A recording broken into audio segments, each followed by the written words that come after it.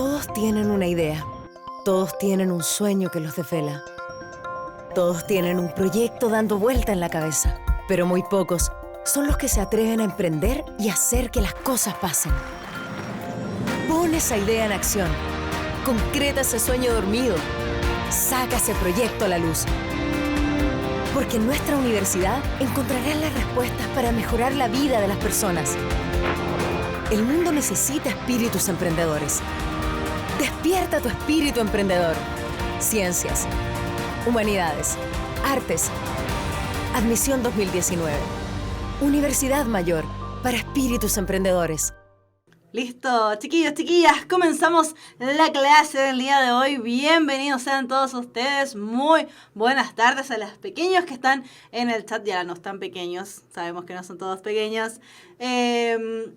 A todos los que están en el chat, ¿cierto? Todos los fantasmitas que no participan, pero sabemos que están ahí. Toc, toc. Buenas tardes. Comenzamos entonces la clase de lenguaje. Pregunta Freddyson, si nos curamos del mal de Eugene. Esperemos que así sea. De todas maneras, chiquillos, tal como lo prometió Tío Puntaje Nacional, la clase de publicidad y propaganda quedó grabada, ¿cierto? Está disponible para que ustedes la puedan ver en el canal de YouTube. No fue en vivo, claramente, ¿cierto? Tuvimos ciertos problemas, pero de todas maneras ya está la clase ahí para su disponibilidad. Lo otro que estaban preguntando en el chat, ¿cierto? Mientras los leía, mientras esperábamos que comenzara la clase, estaban preguntando con respecto a los cambios de horario. Hay cambios de horario, no recuerdo en este momento cuáles son, pero tal como dijeron por ahí en el chat, los cambios están anunciados en Facebook, ¿cierto? En la página de Facebook de puntajenacional.cl para que los puedan revisar. Efectivamente hubo cambios de horario en alguna clase. Insisto, no recuerdo bien exactamente cuál, pero hubo un cambio. No sé cuál. Está ahí presente. Ya, entonces comenzamos con la clase de lenguaje, ahora sí, a lo que nos compete. Y tal como está anunciado, ¿cierto? Aquí en esta imagen y tal como está anunciado en lo que ustedes pueden ver, ¿cierto? Al inicio de la clase. Ya, y tal como quedó anunciado también la clase pasada. No lo vimos, no lo vieron, probablemente no en vivo al menos. Pero tal como quedó anunciado la clase pasada y como veníamos anunciando de todas maneras algunas clases atrás, el día de hoy comenzamos un nuevo ítem. El día de hoy ya dejamos de lado un poquitito, no completamente, un poquitito, pequeñamente, lo que es comprensión de lectura para acercarnos ya a lo que es vocabulario contextual. Es decir, la clase de hoy vamos a hacer una introducción, ¿cierto? Una presentación al ítem de vocabulario contextual. Por eso te decía, no nos alejamos tanto, igual todavía estamos ahí dentro del mismo ítem, pero ya vamos a ver cómo solucionar, ¿cierto?, este problema que muchas veces se nos presenta, que es la falta de vocabulario. De todas maneras, sobre todo para los que nos han estado acompañando desde el inicio, desde marzo, que comenzamos, ¿cierto?, estas clases, dijimos que la tarea de ir ampliando nuestro vocabulario era una tarea que estaba desde ayer. Y al día de hoy ya está desde ayer, anteayer y muy ayer. Entonces, para los que han estado, por ejemplo, practicando, súper bien. Para los que a lo mejor han estado un poquito lentos en la práctica, no importa, ahora nos subsanamos. Y para los que están definitivamente atrasados en la práctica de lo que es vocabulario contextual, ojo ahí, ojo pestaña y ceja, como dice el dicho, porque tenemos que hacer un doble trabajo, ¿cierto?, de ir ampliando nuestro vocabulario lo más posible. ¿Por qué? Porque no deja de ser. Son 15 preguntas de vocabulario contextual que están inmersas e insertas dentro de lo que es ¿dónde se fue el cursor? Dentro de lo que es comprensión de lectura. Entonces, como decíamos, el día de hoy nos vamos a esta parte. Terminando todo lo que es el ítem de vocabulario contextual, que de todas maneras le vamos a dedicar algunas clases, ya iríamos a hacer la revisión de el facsímil, ¿cierto?, que le dio el DEMRE, que es el facsímil oficial, pero desde el día de hoy, para que las personas, ¿cierto?, que no han hecho aún el facsímil se vayan acercándose a este documento. Ya desde el día de hoy comenzamos a revisar ciertos textos, porque evidentemente en una o dos clases no vamos a terminar de revisar todos los textos ni todas las preguntas que se desligan de él, pero sí vamos a ir ya partiendo desde hoy mismo, ¿cierto?, la revisión de este elemento. De todas maneras vamos a tener, no me acuerdo si una o dos clases al menos, sí, de textos que a lo mejor en este periodo de vocabulario contextual no hayamos alcanzado a terminar. Ya, dicho todo eso, esa tremenda introducción, comenzamos entonces la clase de lenguaje. Esto, se me fue la mano, esta parte, Los temas que entran en vocabulario contextual, nosotros ya los revisamos todos. Ya vimos texto literario, ya vimos textos no literarios y también ya vimos textos provenientes de los medios de comunicación masiva. Así que ojo a todos los que a lo mejor se vienen integrando, ¿cierto?, a las clases de puntaje nacional. Esto nosotros ya lo vimos, ya lo pasamos, los que ya han estado acompañándonos desde mucho tiempo. Por supuesto que ya están enteradísimos, así que los que a lo mejor están un poquitito atrasados, remítanse a las clases anteriores porque ya absolutamente todos estos temas ya los tocamos. Sin embargo, esta tablita, ¿cierto? La tablita oficial liberada por el DEMRE dentro de lo que es el ítem, perdón, dentro de lo que es la prueba de comunicación, lenguaje y comunicación, perdón, nos indica que lo que es comprensión de lectura y las preguntas que están referidas a estos textos, ¿cierto? Estos tipos de textos que estuvimos revisando hace ya muchas clases atrás, están inmersas dentro del mismo ítem, ¿cierto? Comprensión de lectura, vocabulario contextual, comprensión de lectura. Dejamos la parte de comprensión de lectura al inicio, ¿cierto? Porque es la parte que tiene más preguntas dentro del total de la prueba.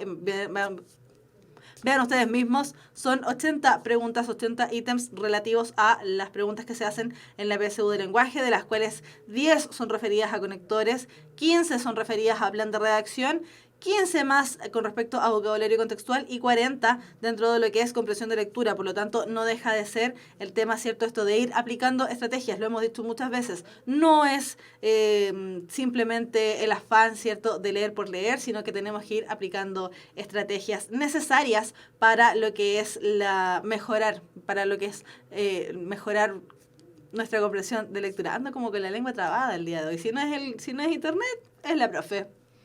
Ya, entonces, como decíamos, son en total 80 preguntas relativas a la PSU de lenguaje, de las cuales, ojo, esto nosotros ya lo habíamos conversado también en clases anteriores, las primeras clases de la PSU de lenguaje, pero no está de más recordarlo, ¿cierto?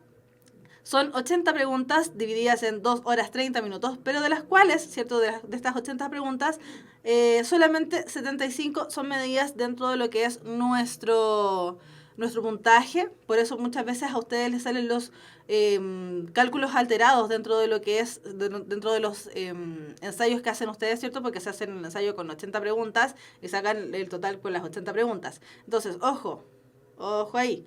5 de estas 80 preguntas no son consideradas dentro del cálculo total de la PSU de lenguaje, ya que 5 son puestas para lo que es un proyecto de pilotaje, ¿cierto?, del instituto que organiza todo, de la institución, perdón, que organiza todo este cuento que es la PSU en total. Así que, ojo ahí. 75 preguntas para los 850 puntos, que es el ideal a donde debemos aspirar. Y lo que tenemos acá es precisamente la presentación del ítem de vocabulario contextual puesto según lo que se plantea, ¿cierto?, en el temario de la prueba de lenguaje y comunicación del proceso de admisión 2019. ¿Qué dice este texto? Dice que en relación a los ítems de vocabulario contextual, ojo que plantea que son ítems, más de uno, la prueba presentará 15 preguntas que consideran tanto el formato antiguo como el formato nuevo. Desde el año 2014, se aplicaron ciertos cambios. Sí, 2014. Se aplicaron ciertos cambios dentro de lo que fue la PSU de lenguaje 2015. Ahora sí, dentro del año 2015 entonces se aplicaron ciertos cambios dentro de lo que es la PSU de lenguaje, sobre todo para los que a lo mejor dieron las primeras tandas de la PSU de lenguaje. Yo sé que por ahí hay algunos, ¿cierto?, que han estado comentando que dieron la PSU hace varios años. La prueba PSU de lenguaje cambió. ¿Cambió en qué parte? En la parte de vocabulario contextual específicamente. Lo hemos dicho, ¿cierto?, durante muchas clases atrás. La parte de contenidos ya se eliminó, ya no existe. Por lo tanto, estudiar contenido puro y duro sin la aplicación misma dentro de lo que es comprensión de lectura no nos sirve. ¿Por qué se eliminó? Precisamente porque se ampliaron las preguntas de vocabulario contextual y se ampliaron también las preguntas de comprensión de lectura. Es por esto, ¿cierto?, que aún se sigue tomando el formato antiguo como el formato nuevo. ¿En qué consiste cada uno? Lo vamos a ir viendo, ¿cierto?, en la medida que vaya avanzando la clase, pero para los que dieron la PSU hace varios años me refiero unos 5 años atrás, hacia atrás, aún más, para que tengan ojo con eso. No es la misma prueba a la que a lo mejor ustedes se fueron enfrentando. Entonces, ¿cuál es la finalidad, cierto, de haber dividido este formato y de estar aplicando el formato nuevo? Porque hacia allá va la PSU de lenguaje, es decir, utilizar solamente este formato.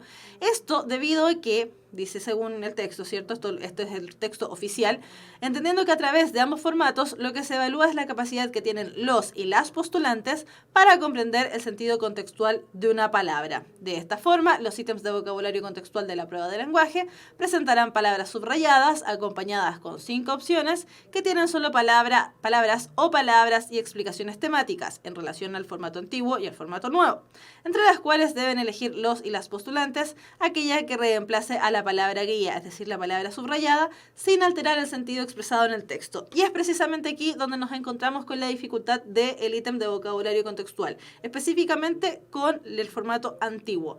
Muchas veces se decía que lo que teníamos que hacer en este ítem de vocabulario contextual es buscar el sinónimo. Sin embargo, y esto lo hemos dicho un montón de veces, sin embargo, los sinónimos totales en el español rara vez existen. Muy extraña vez están aplicados los sinónimos totales en el español.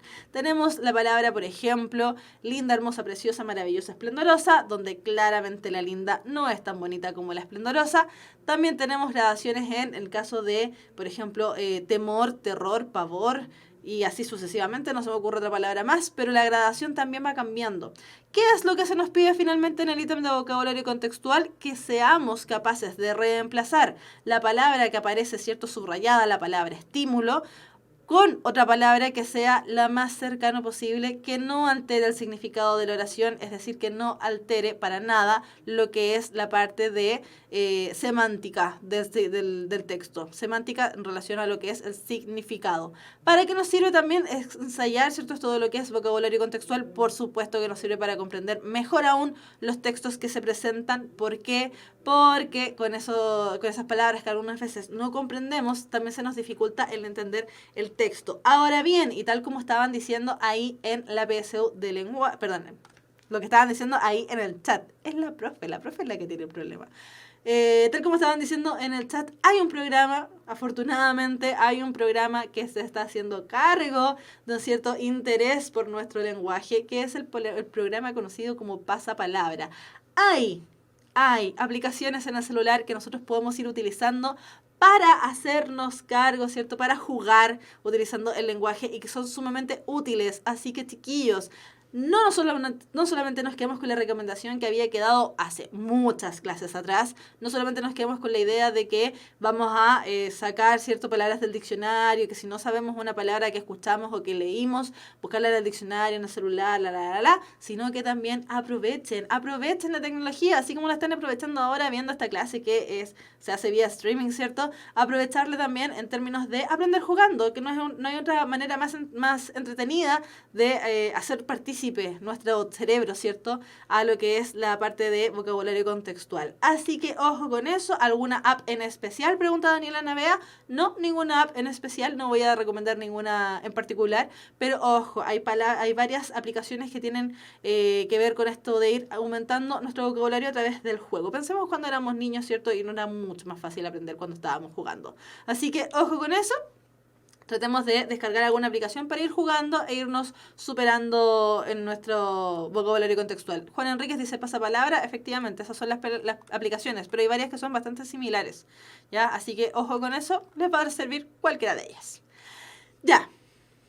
Ahora, ¿qué es lo que dice el modelo de prueba de lenguaje y comunicación de este año, ¿cierto? ¿Cuál es la indicación que nos da este modelo liberado por el DEMRE en relación a lo que es el ítem de vocabulario contextual? Ahí se ve mejor.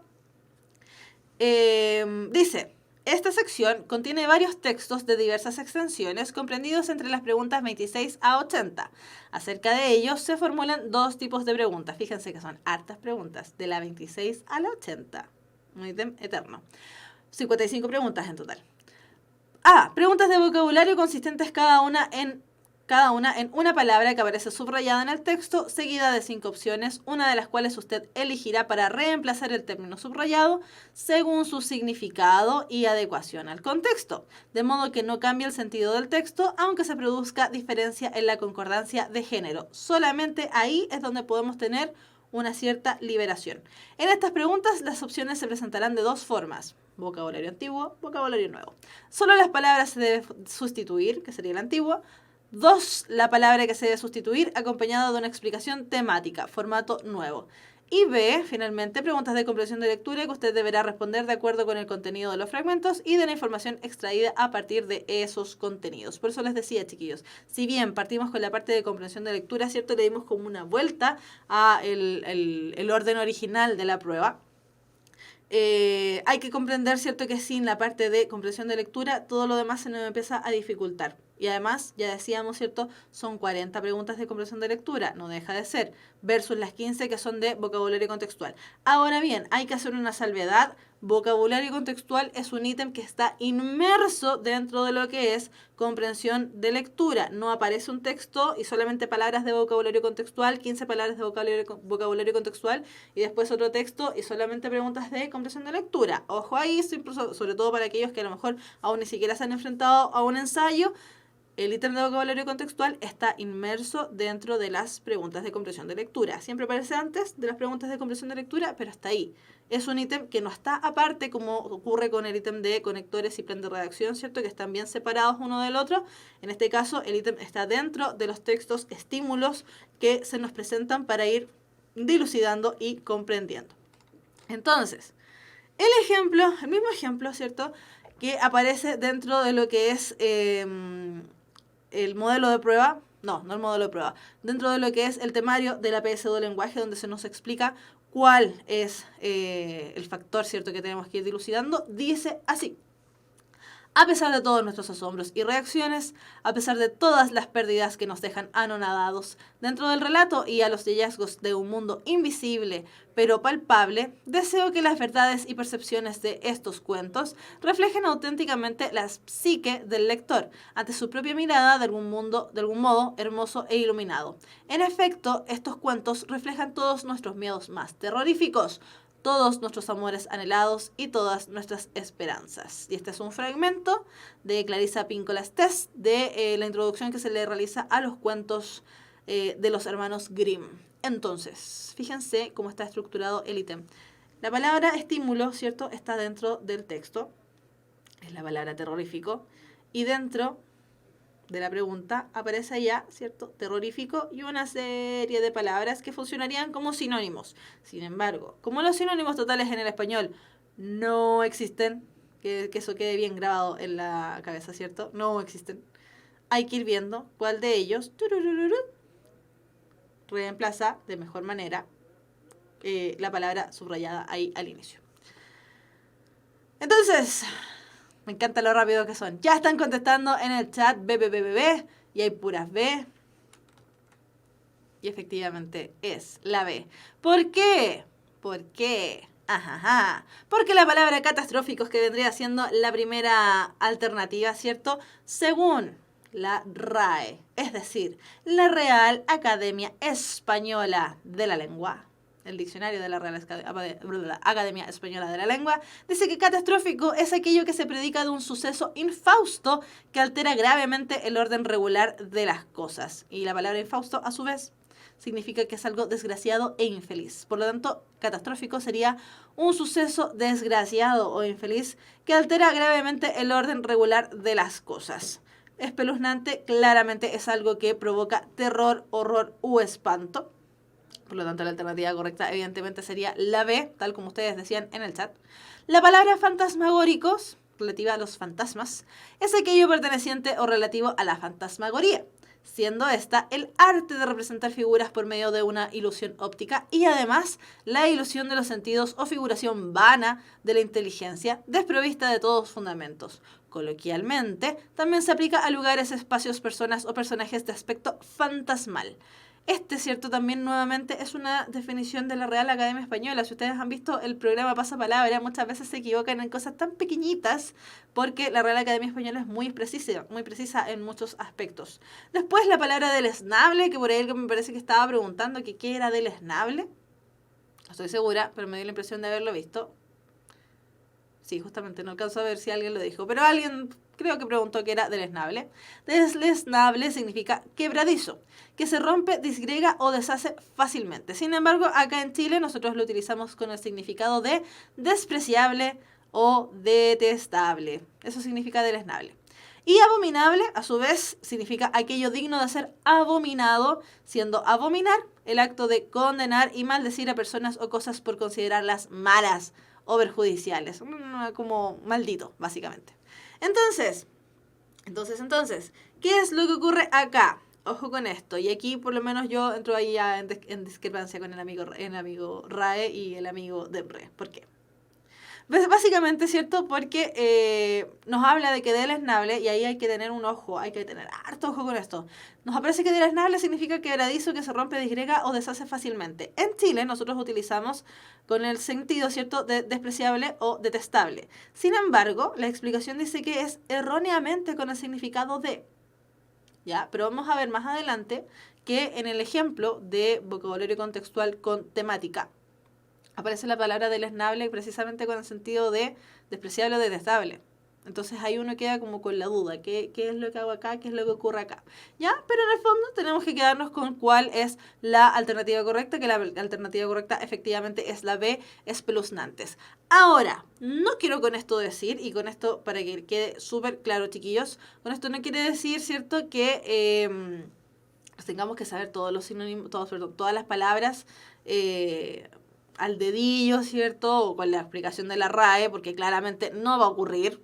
Nadie se sabe todos los significados que aparecen en la RAE, a no ser que tengamos un cerebro exageradamente prodigio, y probablemente eso no ocurra, ¿cierto? Entonces hay que tener ojo con eso, ¿ya?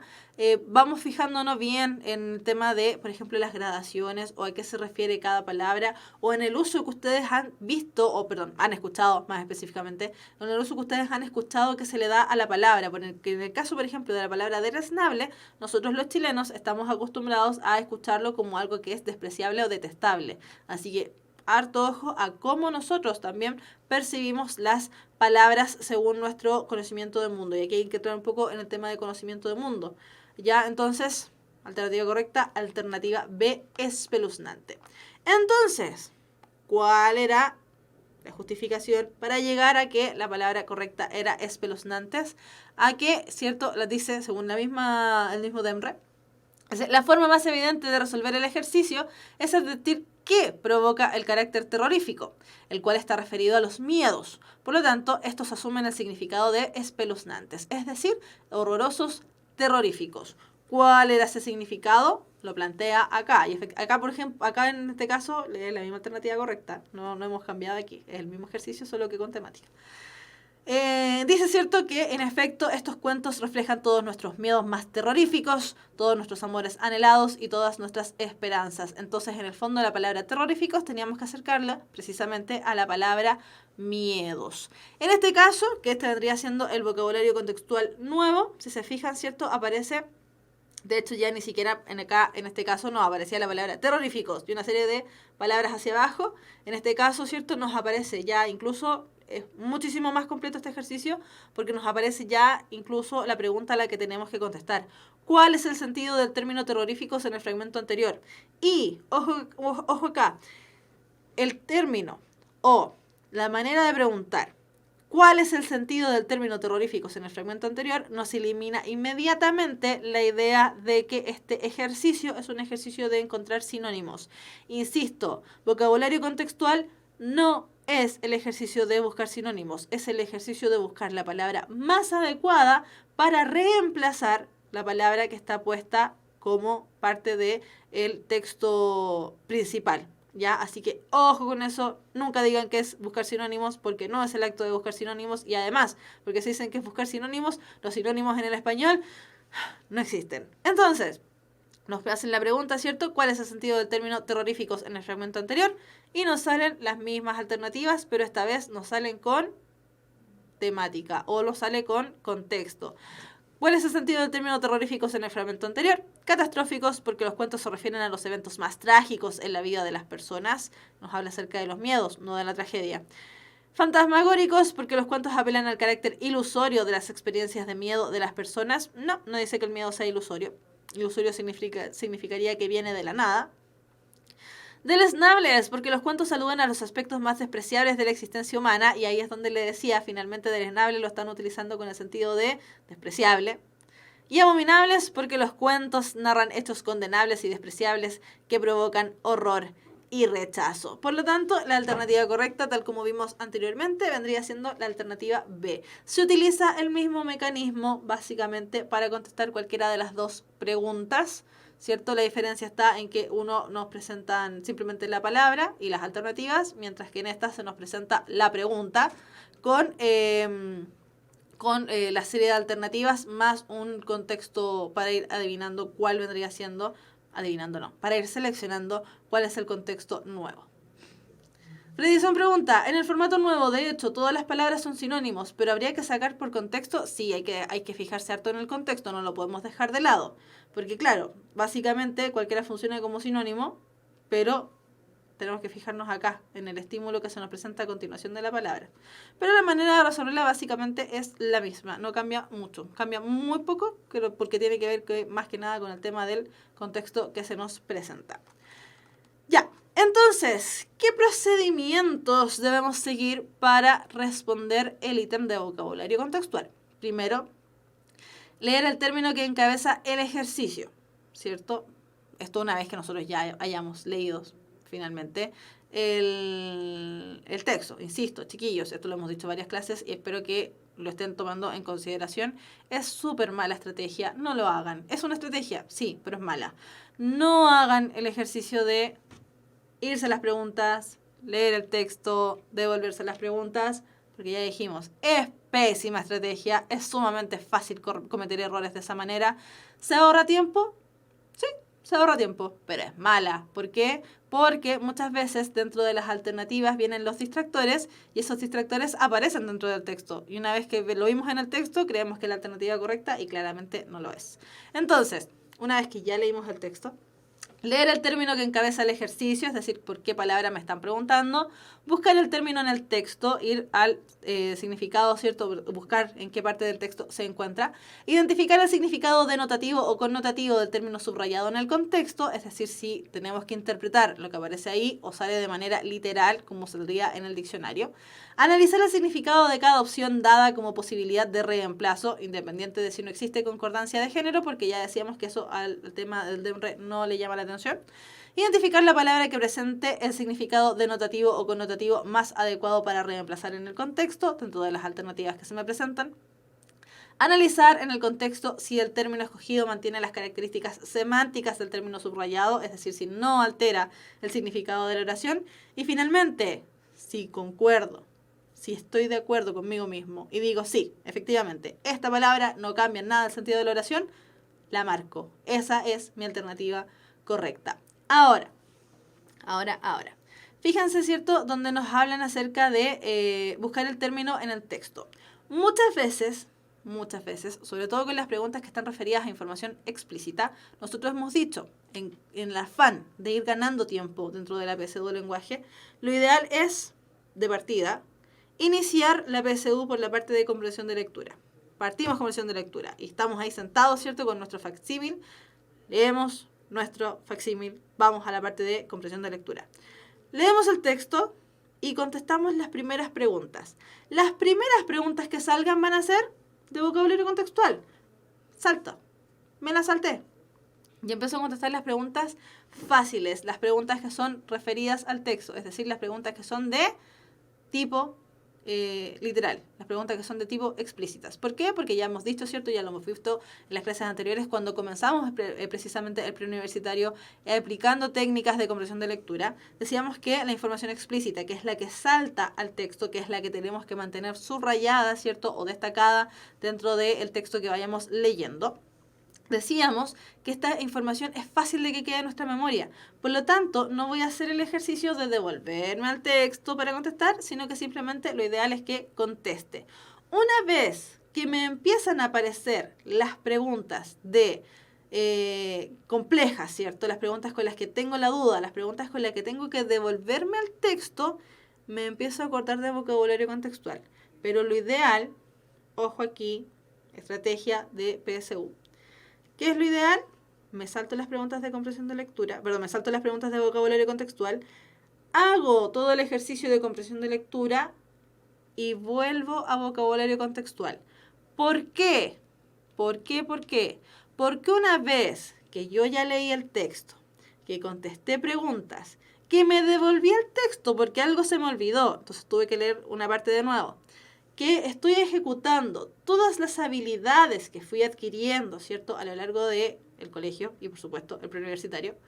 ¿Qué es lo que está pasando ahí conmigo? Estoy entendiendo aún más el contexto que se me presenta. Por lo tanto, estoy aún más preparado para contestar las preguntas de vocabulario contextual. ¿Es buena estrategia? Sí, es buena estrategia. ¿Demora un poquitito? Sí, demora unos minutos más.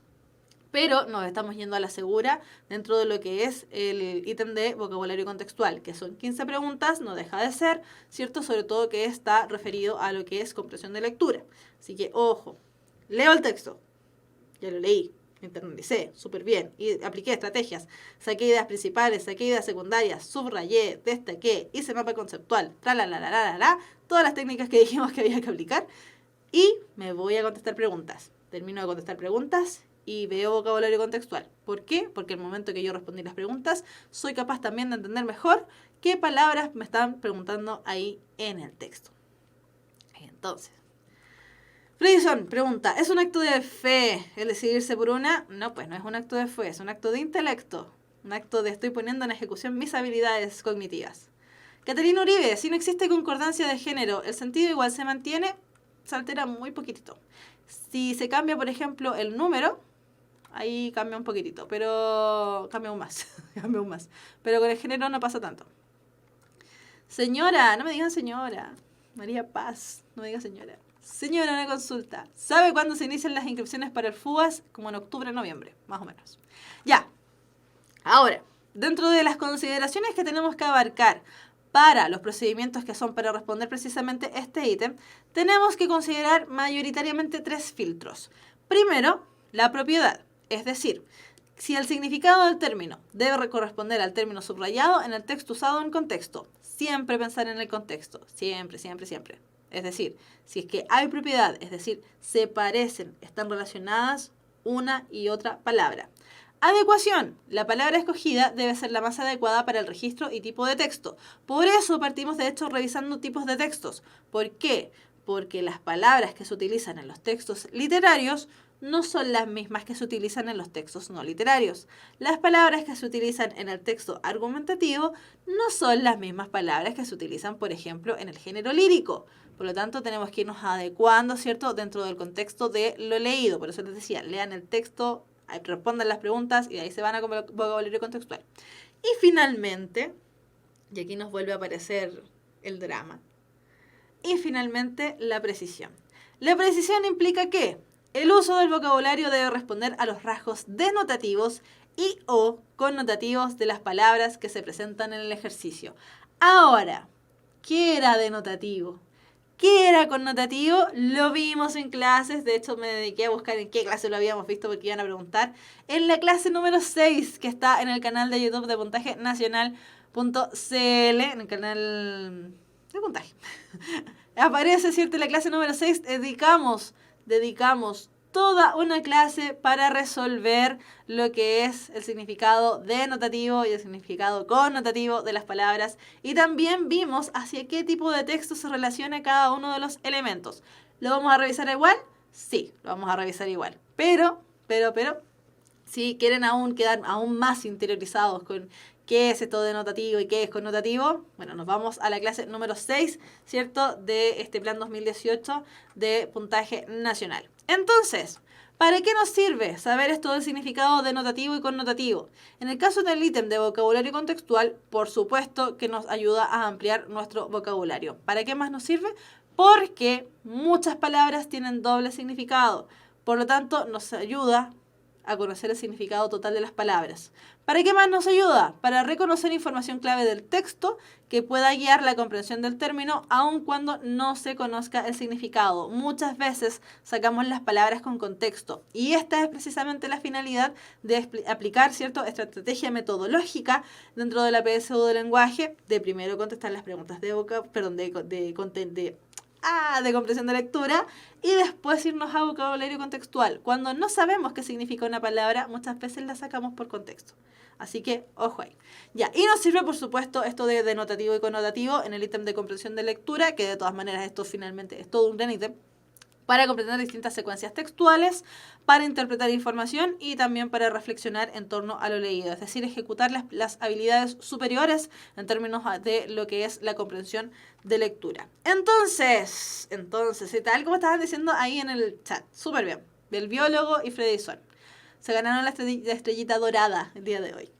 Denotación es la relación directa entre una palabra y aquello a lo que se refiere, es decir, bajo el contexto de lo leído, solo un significado es posible.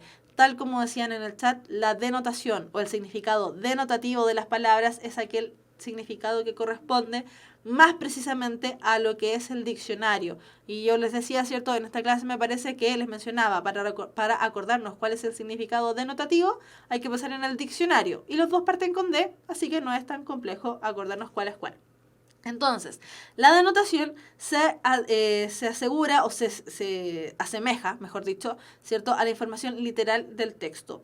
¿Qué tipo de textos utilizan mayoritariamente la denotación? Todos aquellos referidos a lo que es el texto no literario. ¿Por qué? Porque el texto no literario, dentro de sus finalidades, está la de informar. Y una vez que nosotros informamos, lo que tenemos que hacer es precisamente presentar hechos reales, hechos que no son interpretables, sino que ocurrieron, como por ejemplo en las noticias, ¿cierto? Cuando estábamos viendo los medios de comunicación masiva o cuando estuvimos viendo texto expositivo.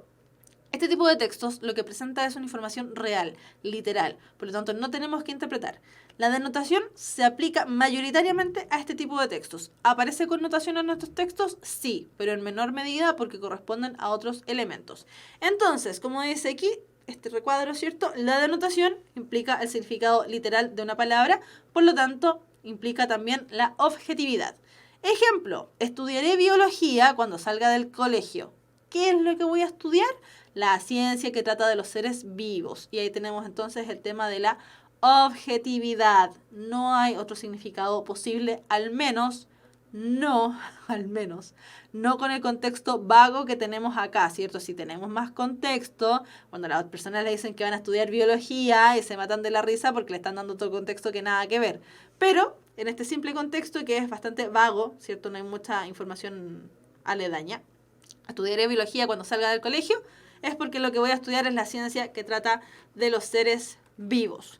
Y la connotación, por otra parte, es la relación indirecta que se genera entre el concepto y aquello a lo que se refiere. Por lo tanto, la connotación, nosotros lo que estamos haciendo es interpretar un significado formal, ¿cierto?, o imaginario. Estamos buscando semejanzas. Por lo tanto, la connotación se asemeja muchísimo a lo que son las figuras retóricas del lenguaje. Ojo, figuras retóricas, no literarias, son lo mismo, pero la palabra retórica es más adecuada. Es decir, a partir de un significado literal, los conceptos adquieren nuevos sentidos a través de ciertas similitudes. ¿Cómo podemos obtener entonces el significado connotativo de las palabras? Sencillo, no es tan complejo. ¿Cómo lo sabemos? Aprendiéndonos también el significado denotativo, porque a partir del significado denotativo es donde nosotros podemos empezar a aplicar estas semejanzas formales o imaginarias. Por lo tanto, la connotación es el sentido figurado de las palabras y corresponden a un fenómeno de subjetividad, es decir, corresponden también a nuestras propias vivencias y lo que entendamos por tal cosa. Entonces, si me dicen, y estos son los mismos ejemplos que vimos en la clase 6 de denotación y connotación, tu hijo es un sol, el hijo no es un sol, imposible que sea un sol, imposible. Si el hijo fuese un sol, de partida, nos hubiésemos quemado todos, ¿cierto? El sol es una estrella brillante que da calor, que da vida, que la. El hijo no puede ser un sol.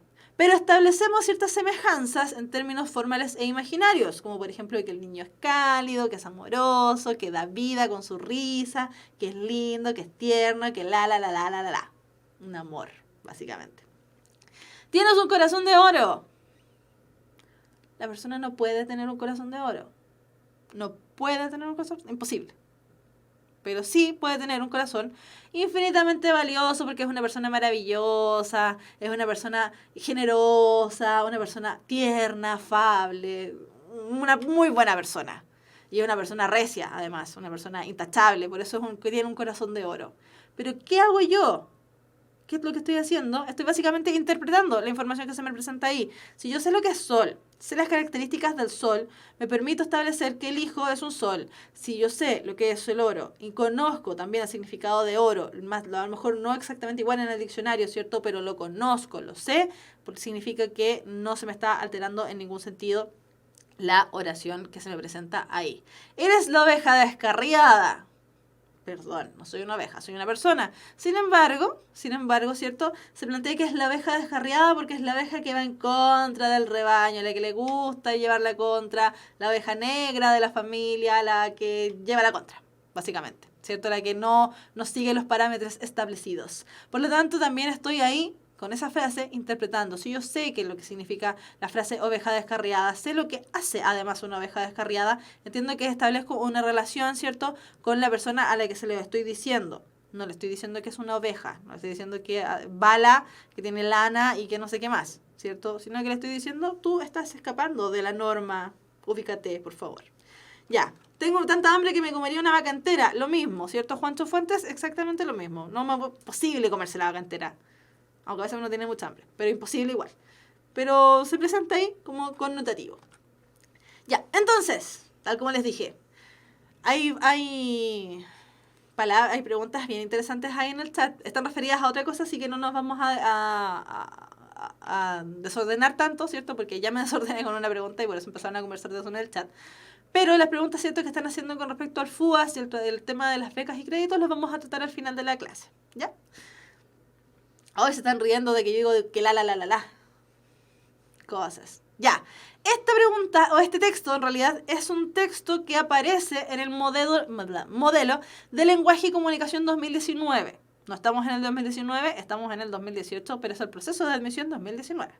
Ya, y es el primer texto que aparece dentro de este modelo. Así que, ojo, las personas que aún no han hecho el modelo de lenguaje y comunicación de este año, háganlo. Está en la página del DEMRE, psu.demre.cl.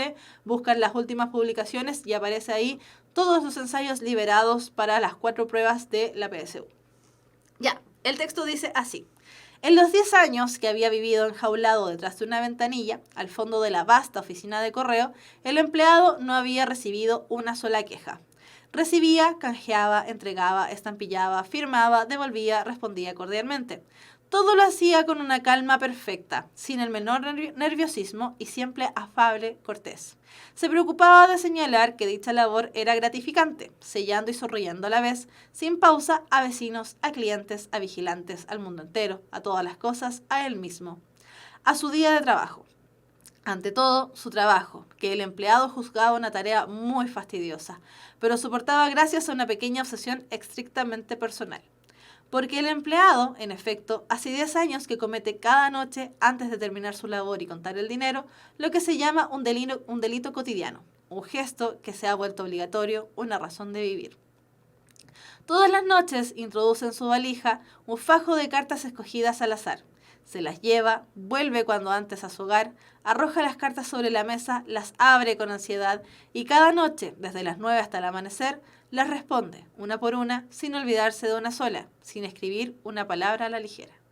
Y este es un texto completo, de Jack Stenberg, el empleado de correos. Si fuese un texto imparcial, es decir, si no fuese un texto completo, diría fragmento, pero aquí ya tenemos la historia completa de este empleado de correos. Ya, veamos. Pregunta de vocabulario nuevo.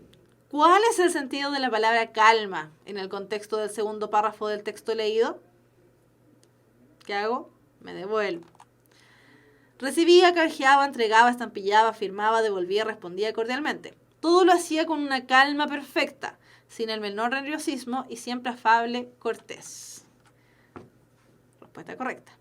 A. Lentitud, porque el empleado ejecutaba las funciones de su trabajo con prudencia. B. Moderación, porque el empleado ejecuta las funciones de su trabajo sin descontrolarse. C, paciencia, porque el empleado ejecuta las funciones de su trabajo con tolerancia. D, tranquilidad, porque el empleado ejecuta las funciones de su trabajo sin alterarse. E, placidez, porque el empleado ejecuta las funciones de su trabajo con amabilidad. Ah, y empezaron a aparecer las dudas. C, B, E, pero la mayoría está con la D.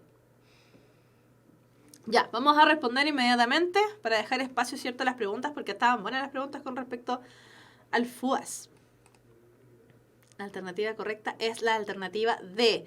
Tranquilidad, porque el empleado ejecuta las funciones de su trabajo sin alterarse. La palabra lentitud implica que él hace las cosas lentas, calmadas, pausadas, ¿cierto? De hecho dice, porque el empleado ejecuta las funciones de su trabajo con prudencia. La prudencia implica ir tranquilo por las piedras, tranquilito, no hace nada, todo lo hace lento. Casi con miedo. Eso implica la prudencia. B, moderación, porque el empleado ejecuta las funciones de su trabajo sin descontrolarse. No habla acerca ni de descontrol. No está en una atmósfera tampoco de descontrol, por lo tanto no podemos afirmar que sea la B. C, paciencia, porque el empleado ejecuta las funciones de su trabajo con tolerancia. Esa podría haber sido. Ojo, ese es un gran distractor, porque habla acerca de la tolerancia. Y hacia el final de ese mismo párrafo, ¿cierto? Hacia el final del párrafo 2, el párrafo segundo, se menciona que el empleado está harto ya de su trabajo y que soporta su trabajo gracias al tema, ¿cierto?, de pequeño delito que comete el empleado. Podría haber sido. Sin embargo, la paciencia implica, ¿cierto?, una tranquilidad que raya lo que ya no quiero hacer. ¿Ya? Entonces, D, tranquilidad, porque el empleado ejecuta las funciones de su trabajo sin alterarse, vendría siendo la respuesta correcta. Y finalmente la E, placidez, porque el empleado ejecuta las funciones de su trabajo con amabilidad. No le habla que hace su trabajo tranquilamente, lo que tiene que hacer, básicamente. Ya. Sin alterarse y sin descontrolarse. ¿En qué se diferencian? En muy poco. Sin alterarse y descontrolarse, la fórmula D, ¿cierto? Implica lo mismo. Como inalterable, es lo mismo.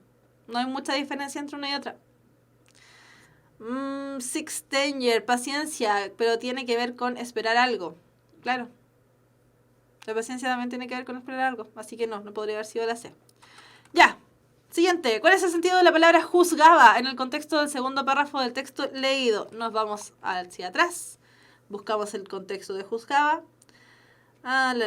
Sellando y sonriendo a la vez, sin pausa, vecinos, clientes, a vigilantes, al mundo entero, a todas las cosas, a él mismo, a su día de trabajo.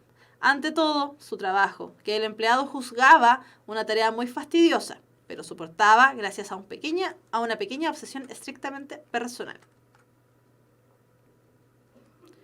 Entonces, ¿cuál es el sentido de la palabra juzgaba en el contexto del segundo párrafo del texto leído?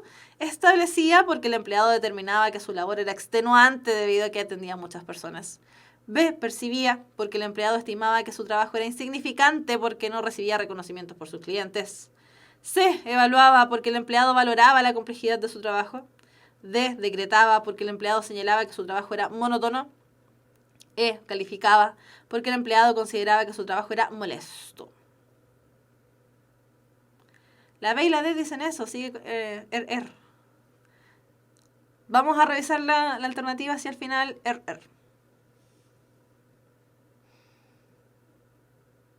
La vamos a revisar, así que tranquilidad.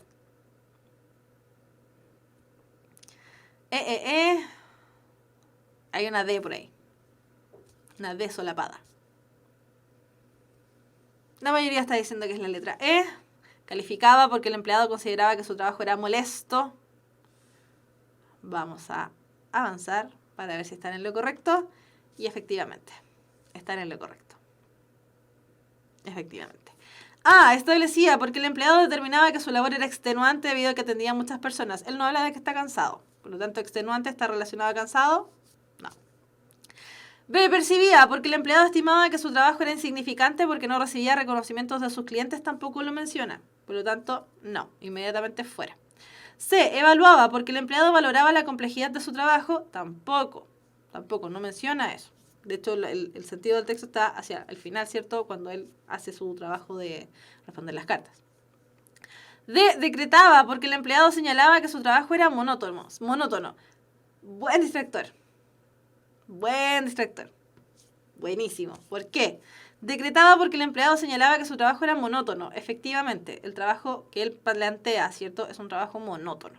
Hacía esto, monótono. Monótono de un tono, planito. Sin embargo, la palabra decretaba tiene más de una acepción. Tiene más de una. Y ese es el problema de decretaba. Decretaba implica que imparte decretos. Y él no está impartiendo decretos con respecto a lo monótono que es su trabajo, sino lo que hace es darle una característica a su trabajo. Por lo tanto, entre decretaba y calificaba está esa acepción, ¿cierto? Acá, los distractores están dados en el contexto que se le da, porque el empleado señalaba que su trabajo era monótono, en el caso de la D, y en la E, porque el empleado consideraba que su trabajo era molesto. Ahí está la complejidad. Porque monótono es la que nos genera la trampa. La palabra monótono es la que nos provoca, ¿cierto?, la dificultad. Entonces, ahí hay el problema. Ya tenemos que fijarnos harto en eso. Decretar es como aseverar de algo en el futuro. Sí, últimamente se está ocupando con esa acepción. Cuando le dicen, amiga, decreta que va a pasar tal cosa, sí. Pero decretar en el fondo implica establecer decretos, poner en ejecución una palabra propia. Profe, ¿qué pasa si uno se fija solo en las palabras con mayúscula, como era antes? Lo que dice en la minúscula distrae. ¿Es una trampa? No te recomiendo fijarte solamente en la palabra mayúscula. Te sirve para ir eliminando a lo mejor significados, ¿cierto? Para ir estableciendo que esas no son. Por ejemplo, establecía, percibía, evaluaba. Evaluaba podría haber sido un significado parecido, porque de hecho evaluaba es muy parecido a calificaba. Utiliza, ¿cierto?, la estrategia de ir eliminando. Dentro de las alternativas que están marcadas con mayúsculas, ¿cierto?, de ir eliminando. Pero fíjate siempre en el contexto, porque en el fondo lo que se está pidiendo acá es trabajar también con el contexto. Sepuc. Entonces, ¿se evalúa el significado de la palabra en mayúscula a pesar de que nos diga algo verdadero o lo de minúscula? No, pues. Creo que no entiendo bien lo que está planteado ahí. Entonces se evalúa el significado de la palabra en mayúscula a pesar de que nos diga algo verdadero o lo de minúscula. Creo que no entiendo.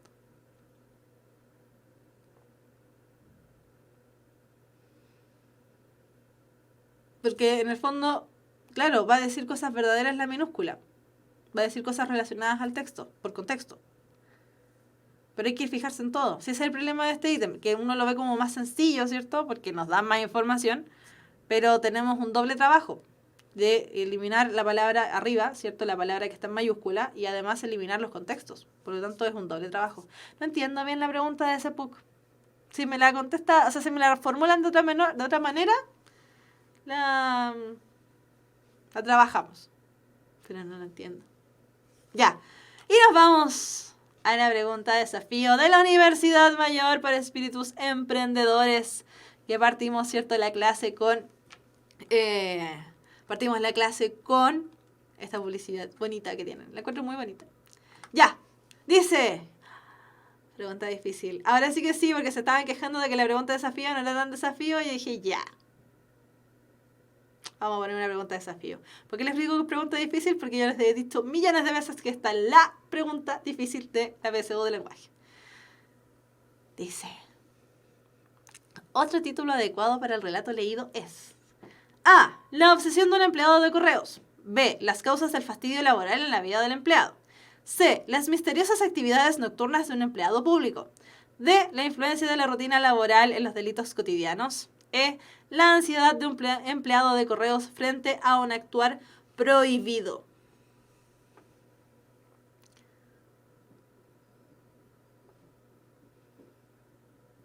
Esta es la pregunta difícil.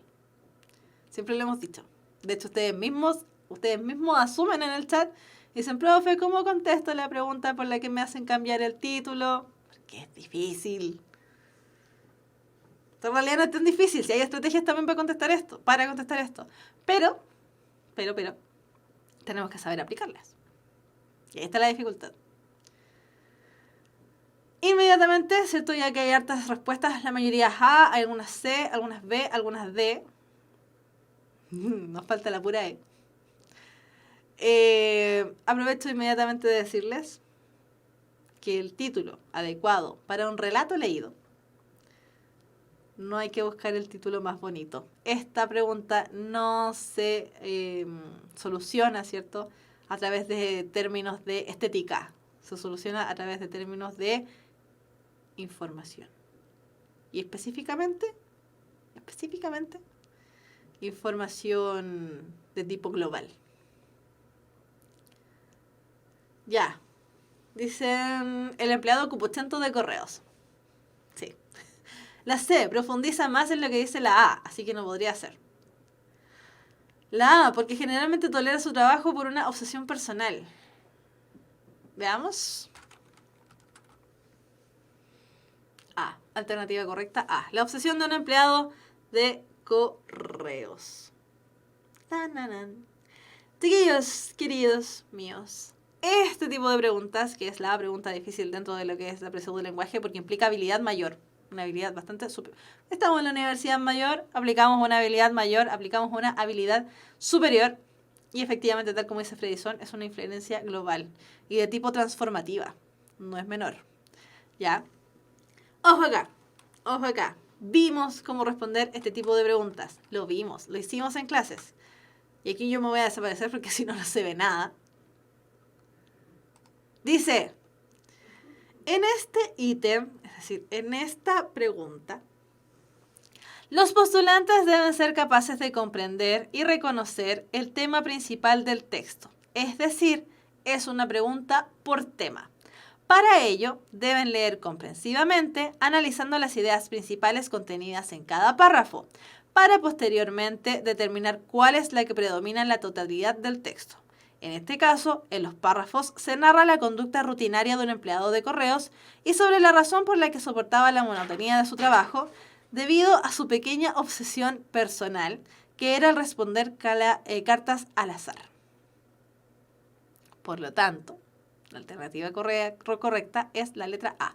¿Cómo se soluciona este tipo de preguntas? Tal como dice ahí, ¿cierto? Chiquillos, cuando leemos tenemos que aplicar estrategias. La PSU del lenguaje no muchas veces tiene tantos puntajes nacionales. La PSU de matemáticas tiene más puntajes nacionales. Debido precisamente a que muchas veces leemos, comprendemos, respondemos, pero nos equivocamos porque no aplicamos estrategias. ¿Qué estrategias se aplican en este tipo de preguntas? Ir sacando las ideas principales de cada párrafo, establecer cuál es el tema del texto que se lee para contestar, ¿cierto?, este tipo de preguntas. Es una pregunta compleja, pero tenemos que ir generando relaciones transformativas. Eso quiere decir que todo el contenido del texto, ¿cierto?, el contenido global del texto, tenemos que llevarlo a una sola frase. Por lo tanto, la alternativa correcta es la alternativa A. Ahora, ¿cómo establecer cuál es la idea principal del párrafo? ¿Cuál es el tema del texto? Lo vimos, por eso les decía, esto lo vimos. En la clase 5 de este año, busquen, ¿cierto?, en YouTube, la clase número 5 del 2018 de Lenguaje y Comunicación, aparece lo que es tema, idea principal e ideas secundarias. De hecho, la clase se llama así, ¿ya? Para que lo busquen. Entonces, la alternativa correcta es la alternativa A, la obsesión de un empleado de correos. Ya. Y con eso terminamos la pregunta de desafío, que a varios les costó, de la Universidad Mayor. Y nos vamos a las preguntas. Y voy a ver en el chat, porque habían preguntas, ¿cierto? Sepuk pregunta, ¿no eran 2 horas 40 minutos la PSU de lenguaje? No, la de 2 horas 40 minutos es la de la de matemáticas y la de ciencias. Tienen más tiempo, 10 minutos más. Lenguaje e historia tienen 2 horas 30. Preguntan, ¿qué es el FUAS? Es para inscribirse en los beneficios del Estado. Para eso es el FUAS. El FUAS es el formulario único de algo socioeconómico. Formulario único de acreditación socioeconómica. Eso significa FUAS. Ya, preguntan si ese trámite se hace en el Mineduc. No, ese trámite se hace en la página becasycreditos.cl. Chiquillos, descarguen, y esto lo dijimos hace unas clases atrás, descarguen el formulario único de acreditación socioeconómica, es decir, el FUAS, está en internet, es fácil de encontrarlo. Ustedes entran a internet, ponen formulario FUAS PDF, lo sacan. Imprímanlo, idealmente. Si no, lo pueden hacer en el computador igual, pero imprímanlo, porque es más fácil. Y empiecen desde ahora, porque esto lo dijimos hace algunas clases atrás, empiecen desde ahora a buscar la información que se les pregunta en el FUAS. ¿Por qué? Porque el FUAS toma valores, ¿cierto?, de años anteriores en términos de elementos económicos de la familia. Vean además también a quienes van a incluir dentro de ese grupo familiar. El grupo familiar para el FUAS está compuesto por todas las personas que viven en el hogar. Por lo tanto, tienen que hacer el FUAS considerando todos esos elementos. Al abuelo, a la abuela, al hermano, al sobrino, a todos. A todas las personas que viven en el hogar. Y, como les decía, la complejidad del FUAS está precisamente en establecer el término de los montos. Porque hay que estarle preguntando, por ejemplo, si uno vive con los abuelos, ¿cierto? Estarle preguntando al abuelo cuánto recibe tal vez de pensión, o ese tipo de elementos. En qué tipo de plan de salud está, si está en ISAPRE, si está en FONASA. Les preguntan, por ejemplo, en qué AFP se encuentra, ¿cierto? Para ir determinando el tema de los salarios y así, un montón de información. Entonces, buscarla, la información se pide como en octubre, noviembre. Por ahí es la inscripción para las becas y los créditos. Háganlo desde ahora. Bajen el formulario y después cuando ya tengan que llenar el formulario real, que se hace por internet, no se hace de manera presencial, se hace por internet, es sumamente más fácil hacerlo, ¿ya? Porque no están con la presión de que tengo que saber información que a lo mejor no tengo o no en el momento no está presente, ¿ya? Sobre todo considerando que piden que uno inscriba a todas las personas que viven en el hogar durante el último año. Y durante el último año pueden pasar muchas cosas. Entonces, háganlo desde ahora.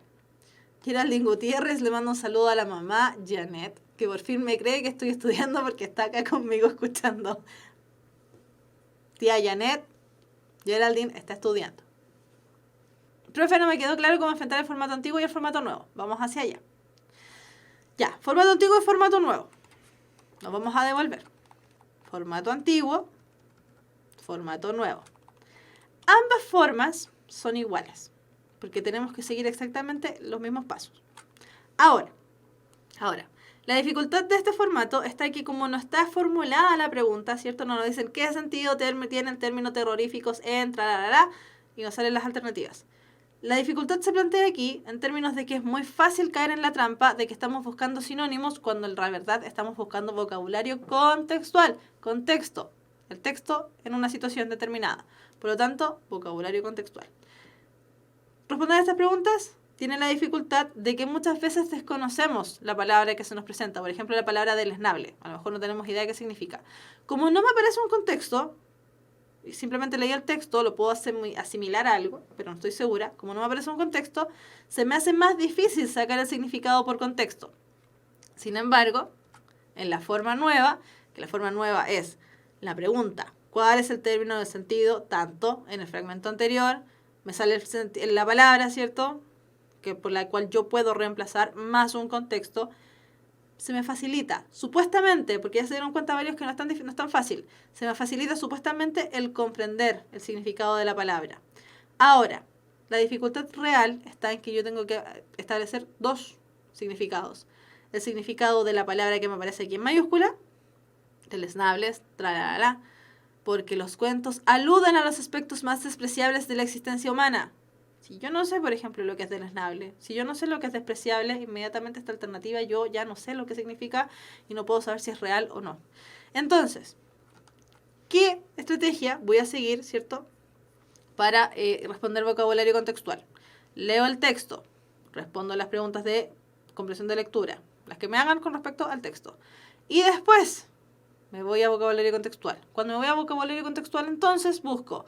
Leo el término que encabeza el enunciado, el ejercicio. Busco el término en el texto. Identifico el significado denotativo o connotativo del término subrayado en el contexto. Analizo el significado de cada opción dada como posibilidad de reemplazo. Lo ideal es no buscar cada palabra, porque hay muchas palabras que definitivamente no son. ¿Ya? Las eliminamos. Pero con las que tenemos dudas, irlas reemplazando. Identificar, ¿cierto?, la palabra que presente el texto denotativo, perdón, el significado denotativo o connotativo más adecuado para reemplazar en el contexto. Insisto, denotativo más cercano al texto no literario, connotativo más cercano al texto literario, por lo tanto por ahí tengo que ir jugando. Analizar en el contexto si el término escogido mantiene las características semánticas del término subrayado, es decir, si efectivamente la palabra no altera el significado que aparece ahí. Y si el sentido finalmente se mantiene, la marco y soy súper feliz porque significa que tengo un punto más dentro de la prueba. Constanza Lorca, profe, ¿por qué no podía hacer la C en la última pregunta? Acá. ¡Ah! Ya entendí.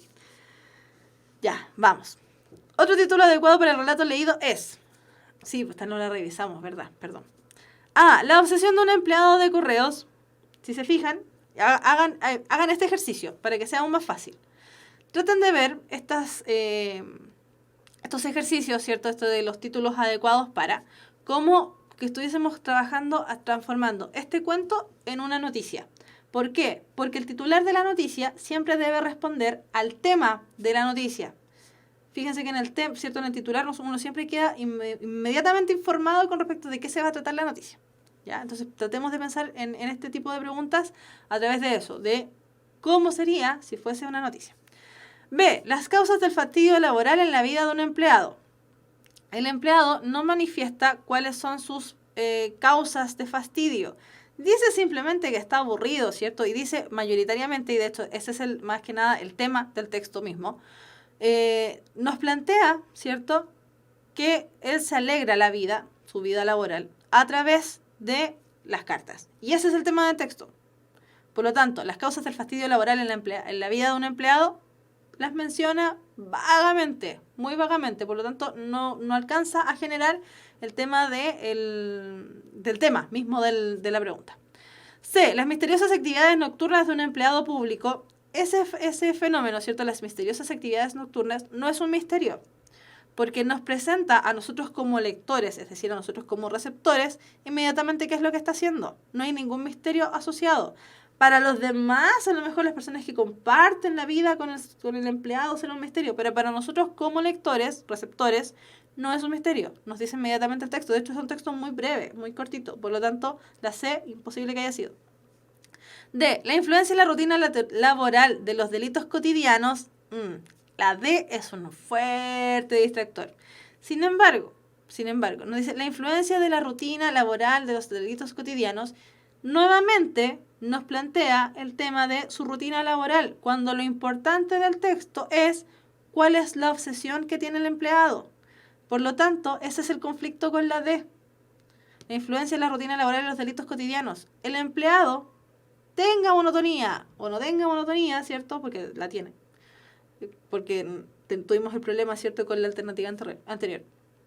Tenga o no tenga buen día o mal día, lo va a hacer igual, porque siente la necesidad de hacerlo. Es una obsesión, de hecho lo plantea el texto, ¿cierto? Cuando dice, todas las noches se introduce en su valija un fajo de cartas escogidas al azar. Se las lleva cuando vuelve antes a su hogar, arroja las cartas sobre la mesa, las abre con ansiedad. Y cada noche, desde las 9 hasta el amanecer, las responde una por una, sin olvidarse de una sola, sin escribir una palabra a la ligera. Lo hace hace 10 años, todas las noches, antes de contar el dinero, se echa las cartas a su haber. Por lo tanto, la influencia de la rutina laboral en los delitos cotidianos no influye mayoritariamente. Insisto, el tema del texto tiene que ver con qué es lo que hace.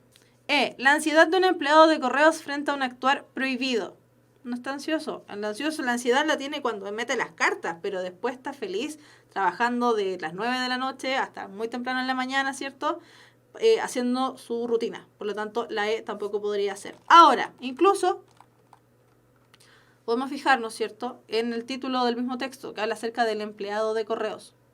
Por lo tanto, tiene que ver más que nada con cómo él valora su trabajo, tiene que ver más que nada con lo que hace una vez que ha terminado su labor. Ya, terminamos la clase del día de hoy. Salió larga la clase. Nos vamos. Chiquillos, que estén muy bien, cuídense mucho, nos vemos el lunes, estén atentos a las páginas de Puntaje Nacional, las redes sociales, el canal de YouTube, y recuerden que la clase del día lunes pasado, ¿cierto?, que tuvimos ahí un problemilla técnico, ya está disponible dentro del canal de YouTube en la parte de lenguaje y comunicación. Chiquillos, que estén bien, un abrazo grande, apretado. Nos vemos el próximo lunes. Que estén bien. Chao, chao.